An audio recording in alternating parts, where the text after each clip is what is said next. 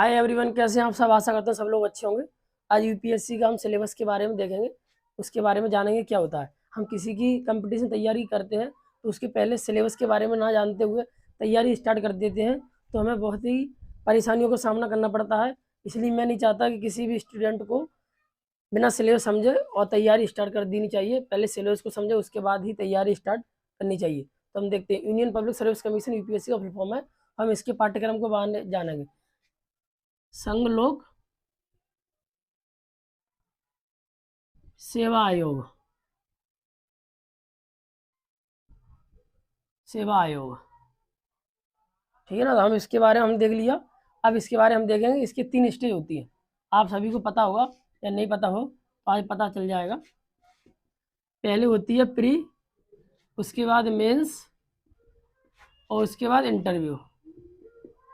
ये 3 स्टेज होती हैं। उसके बाद हम देखेंगे प्री का क्या सिलेबस है, मेंस का क्या सिलेबस है और इंटरव्यू, और इनमें एग्जाम कितने होते हैं, कैसे क्या पेपर होते हैं, उसके बारे में जानेंगे। हम इसको साफ कर देते हैं, आगे चलते हैं। हम पहले जानते हैं प्रीलियम, मतलब प्री के बारे में, क्योंकि पहला स्टेज यही होता है यूपीएससी में। प्री के बारे में इसमें क्या होता है, 2 पेपर होते हैं। एक होता है GS1 और GS2। इसे हम सी सेट के नाम से भी जानते हैं। पर हाँ, इसमें हम एक बात और ध्यान रखना, ये होता है 200 नंबर का। क्वेश्चन कितने आते हैं, 100। टाइम कितना मिलता है, 2 घंटे, 2 घंटे। ये भी होता है उसी दिन, एक ही दिन होंगे तो पेपर ये कंडक्ट कराए जाएंगे, एक ही दिन कराए जाएंगे। और ये भी होता है कितने का, 200 नंबर का। इसमें क्वेश्चन कितने होते हैं, 80। ये 2.5 नंबर का एक क्वेश्चन होता है, 2.5 नंबर का एक क्वेश्चन होता है। और ये भी कितने का होता है, 2 घंटे का। पर इसमें हम जानेंगे कि हमें मेंस के जाने के लिए, मतलब लैंड ऑफ मेंस करेंगे, हम मेंस में लैंड करेंगे तो उसमें क्या करना होगा। इसका कट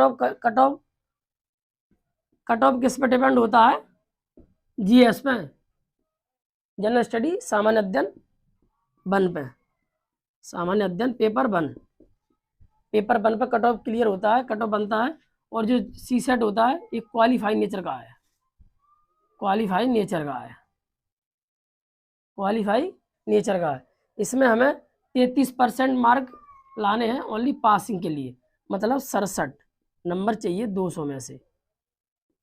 और इसमें हम कितने स्कोर कर लें, 100 कर लें, 120 तक चले जाएं, वो उससे कोई दिक्कत नहीं है।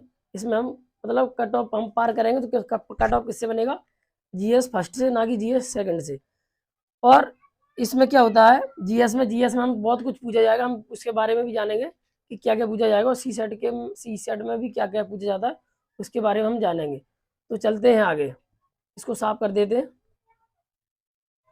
आप समझ सके होंगे कि क्या सिस्टम है। अब आपको हमने बताया पेपर 1, पेपर 1, पेपर 1 में क्या है, सामान्य अध्ययन है, सामान्य अध्ययन पेपर 1। इसमें क्या होगा, पहले होगा इतिहास, दूसरा भूगोल, उसके बाद आएगा राजनीति, राजनीति विज्ञान, इसे हम पॉलिटिकल साइंस भी कहते हैं, राजनीति विज्ञान। उसके बाद आएगा हमारा पर्यावरण,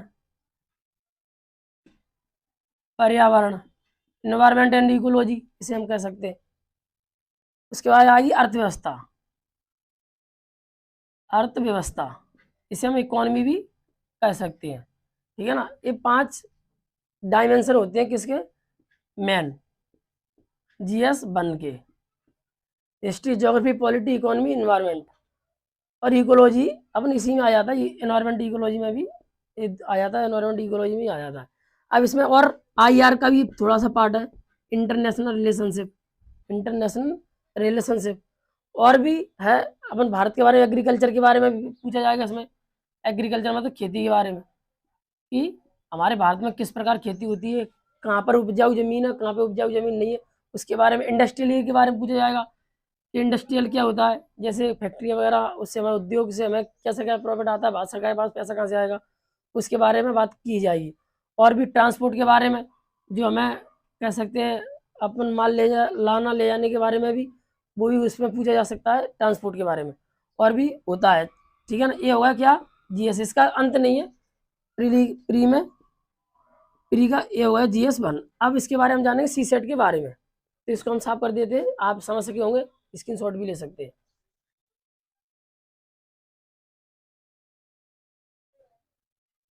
अब टू